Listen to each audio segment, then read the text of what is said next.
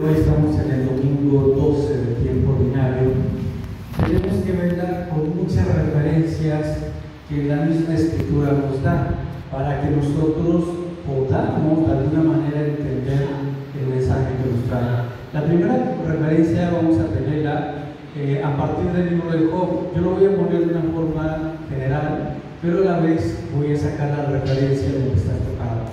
Porque el libro de Job, más allá de si lo hemos leído o no, hay palabras, hay frases que a lo mejor hasta nosotros mismos hemos dicho en algún momento de nuestra vida. Por ejemplo, en el capítulo 2-3 vamos a tener esta frase: desnudo salí del vientre de mi madre, desnudo regresé.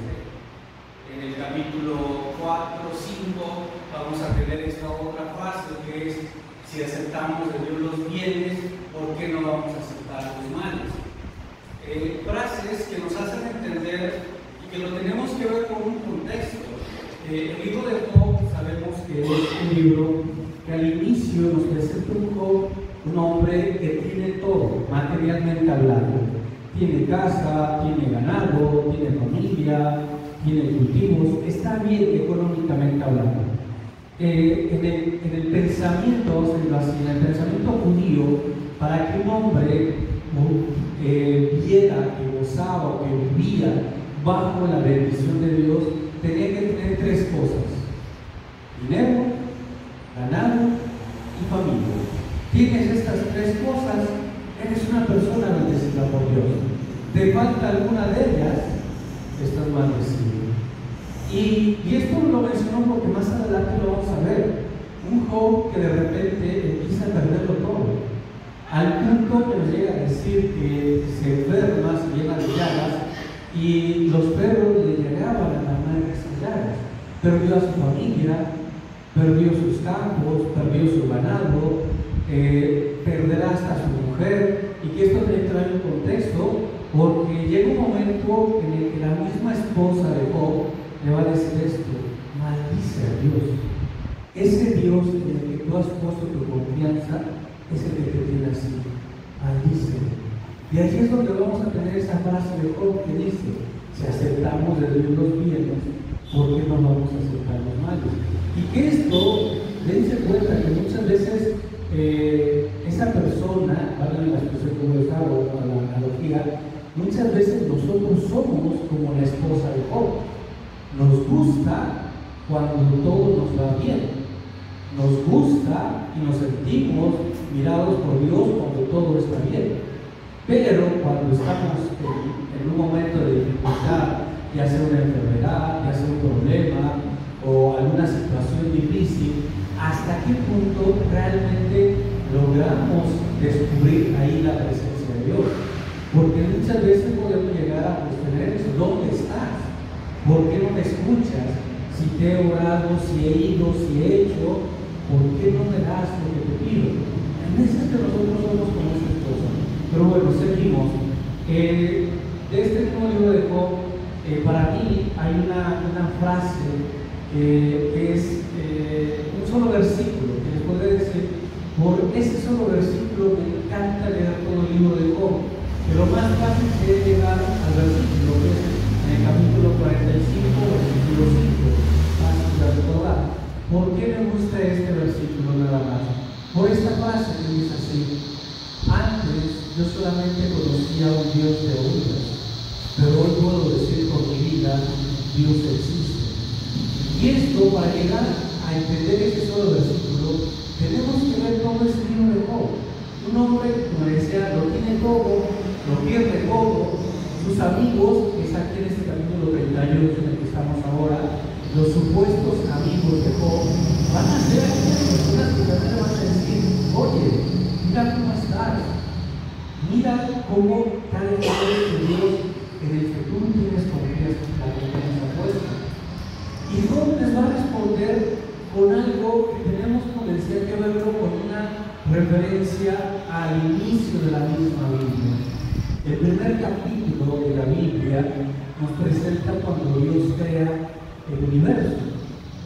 Y aquí yo tomaría también como referencia los primeros dos versículos, que es del libro de Génesis, versículo 1 y 2, que dice así: en el principio todo era un caos y oscuridad, pero el Espíritu de Dios revoloteaba sobre las superficies.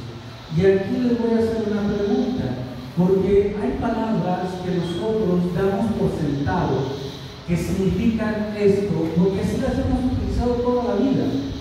Pero cuando buscas la etimología o la definición de esa palabra, cambia totalmente. Y se lo voy a comprobar muy fácil.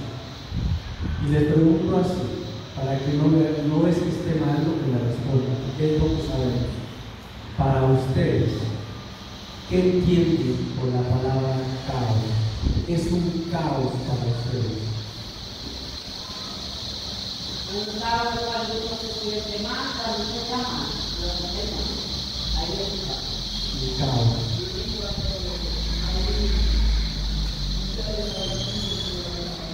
Con mucho desorden.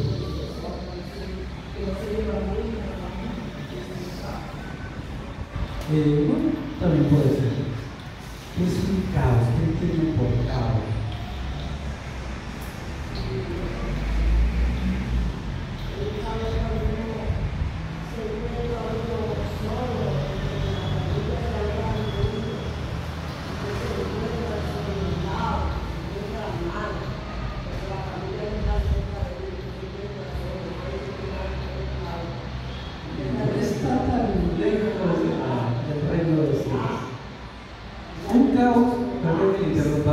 Un caos, lo más siempre tenemos eso, desorden. Pero esto sería contrario a lo que viene en los versículos después. Porque si nosotros estamos diciendo que Dios creó las cosas y decimos que un caos es un desorden, quiere decir que todo estaba ahí, simplemente lo acomodó. Y eso va en contra de lo que nos dice la misma Biblia, porque dice todo era un caos. La palabra caos es una palabra en latín, que viene de una etimología latina, y significa vacío profundo. Entonces por eso le decía, lo que estaba diciendo la señora no estaba tan mal, porque decía, cuando uno está solo, es un vacío profundo, y en ese vacío profundo Dios viene a crear, y nos dice, primero separó el día de la noche, le puso límite al mar, que es lo que ya nos decía el libro de Job, que Él es el que le pone límite al mar. Y todo esto lo podemos ver con esta referencia que nos presenta Job y que también se va a ver en el Evangelio, que te llevo para allá. Pero bueno, terminando aquí, les decía, ese vacío profundo. ¿Cuántas veces nosotros en nuestra vida hemos estado así, en un vacío profundo? Y queriendo llenar ese vacío con muchas cosas. Cosas que en algunas ocasiones nos pueden hacer hasta daño. Y que por más que nos digan que eso está mal, no lo queremos dejar. Porque sentimos que voy a decirlo así con las palabras como son, ese vicio, esa persona, ese lugar, ese ambiente, esa forma de ser o esa forma de hablar, es la que sientes que llena ese vacío. Porque así soy, porque así me siento bien. Pero al final del día seguimos sintiendo ese vacío profundo. ¿Por qué? Porque no lo hemos llenado con lo que realmente puede tapar o puede llenar ese vacío, con la presencia de Dios. Porque ante ese caos y oscuridad que había en el Génesis, en el primer capítulo, dice, y Dios creó todas las cosas y todo lo hizo bueno. Dios todo lo que hace, lo hace bien. Por eso Job ahora nos está diciendo, el que le pone el límite al mar, el que lo hace, el que lo crea, ahora a mí me va a llenar de su presencia. Él mismo se está diciendo, yo también en mi vida tengo un vacío profundo. Yo también sufrí por la muerte de mi esposa, por la muerte de mis hijos, al ver que todo por lo que luché se fue y se deshizo. Sentí ese vacío profundo, pero nunca perdí una cosa, la fe de Dios. Si aceptamos de Dios los bienes, hay que saber también aceptar los males. No porque nosotros seamos masoquistas, que nos guste sufrir, no, sino porque en el sufrimiento es donde nosotros vamos a contemplar nuestra nada. Y les voy a presentar algo. Es una pregunta obvia, bueno, la respuesta es obvia, pero aún así como que nos falta metérnoslo aquí y aquí, en especial. ¿Quién de ustedes tiene la vida comprada y sabe el día que se va a morir? Nada. ¿Quién de ustedes alguna vez ha quedado acostado en la cama, no por una enfermedad, por una simple gripa? Que llegues y te sientes con el cuerpo todo molido, que se haya todo sucio, no sé cómo lo digan.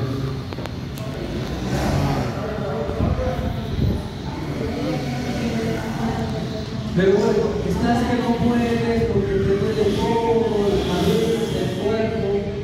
Y es una simple gripa. No es un cáncer, no es un tumor que uno dice, pues sí, por esto cualquiera se muere. Es una simple gripa. Pero esa simple gripa nos hace reconocer nuestra fragilidad. La vida no me pertenece. Yo no soy el dueño de la vida. Por eso San Pablo en la segunda lectura, y esto es lo único que voy a decir de la segunda lectura, por eso San Pablo nos dice, y tenemos que creer, tenemos que confiar en ese Dios que transforma la vida de tener por nuestros. Ponernos a confiar y creer en Dios no es solamente cuando todo va bien, sino también en especial cuando las cosas están mal. Del Evangelio también hay referencias que están en otros libros de la misma Biblia. Y lo primero que voy a poner es esto, algo no histórico, sino algo que está pasando ahí.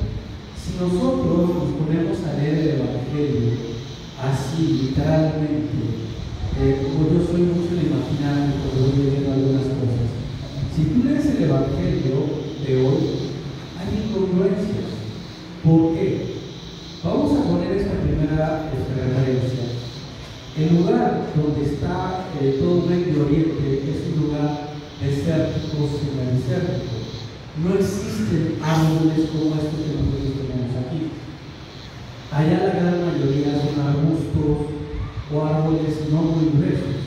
Esto lo digo porque allá no puedes construir un barco grande como para tener un camarote para que te puedas meter a dormir. Los barcos que se construían, que eran barcos funcionales, porque estamos hablando de un lago, servían para pescar y eran entre 5 a 8 metros de grande. De ancho llegaban a tener entre 1,5 metros, 2 metros y a 2 metros eran muy grandes ese barco. No eran barcos grandes. Ahora imagínense más o menos el barco al tamaño de la iglesia. Los apóstoles todos están aquí, todos luchando contra el mar, y Jesús está allá dormido. Pero veamos la situación, dice, había una gran tempestad y las olas hacían que el agua se metiera. Aquí hay dos cosas: o Jesús estaba muy cansado al punto que la misma agua lo despertaba, o estaba medio muerto, porque yo creo que cualquiera de nosotros, aunque esté dormido y también con el agua así con los dedos, te despiertas. Aquí no eran unas gotitas, porque dice, la barca se estaba llenando de agua, las olas se estaban metiendo, y Jesús, vuelvo a eso, o estaba muy cansado, o estaba enfermo, porque solamente enfermo no te levantas, porque mismo a la misma enfermedad puede ser. Pero el Evangelio no dice, ni estaba enfermo, cansado tal vez, porque dice que estaba dormido. Pero aquí lo que nos está diciendo es esto, es algo que a todos nos pasa. Cuando estamos pasando por un problema, la solución puede estar aquí, enfrente de tus narices. No te resuelve. Si lo vemos por el lado espiritual,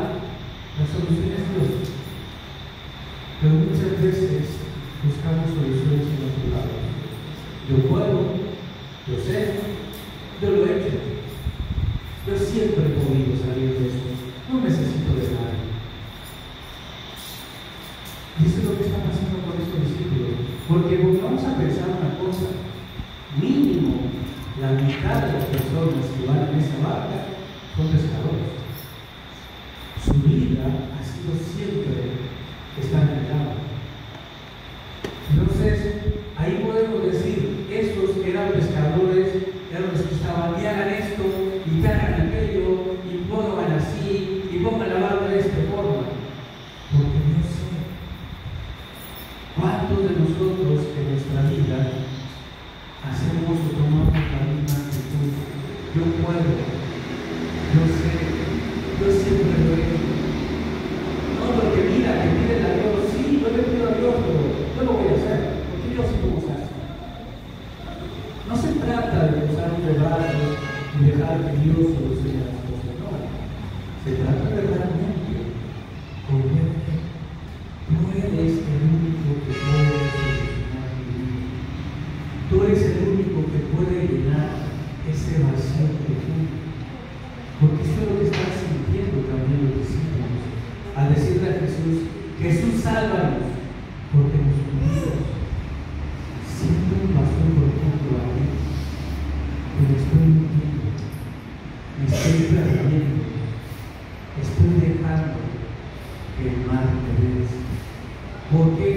Porque ya no tengo que seguir, porque ya no sé qué más hacer, ya lo intenté todo, pero no puedo salir de ese vacío, de ese mar que me está moviendo, que me está haciendo triste.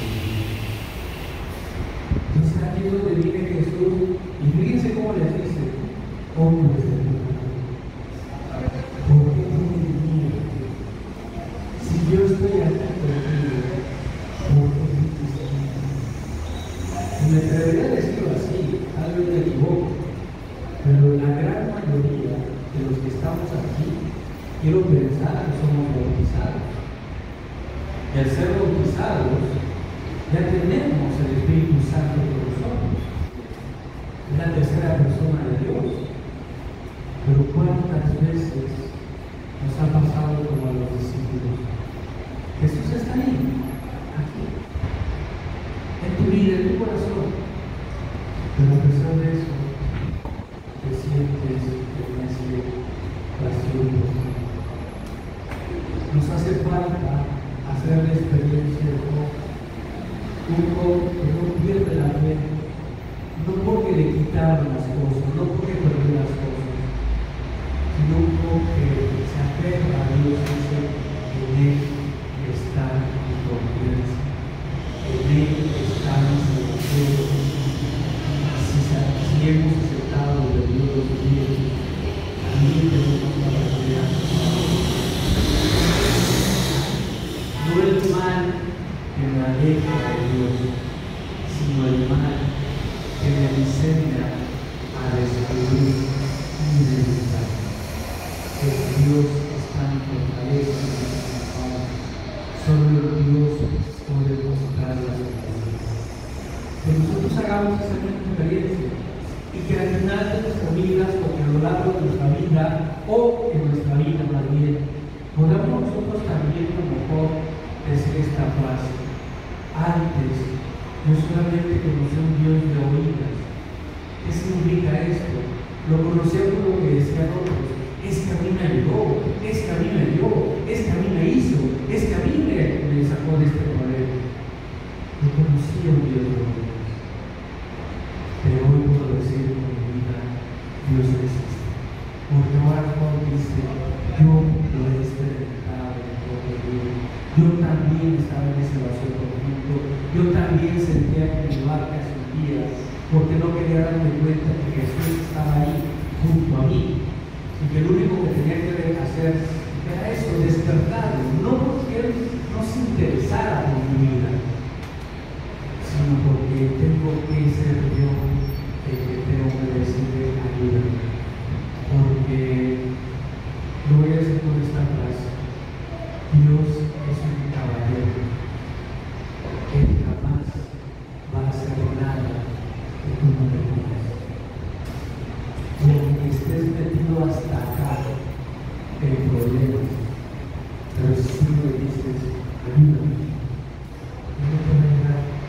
No porque no pueda o no quiera, sino porque sabe respetar tus decisiones. Yo no te obligo a que creas en mí. Yo no te obligo a que me busques. Yo te pido que me permitas entrar en mí. Yo te pido que me des un pequeño espacio en tu corazón y yo podré llenar ese vacío. Pidamos al Señor que nos ayude a que nosotros siempre busquemos a Dios y que en especial en nuestros problemas, en las actividades, nunca desconfiemos de su infinito amor y presencia.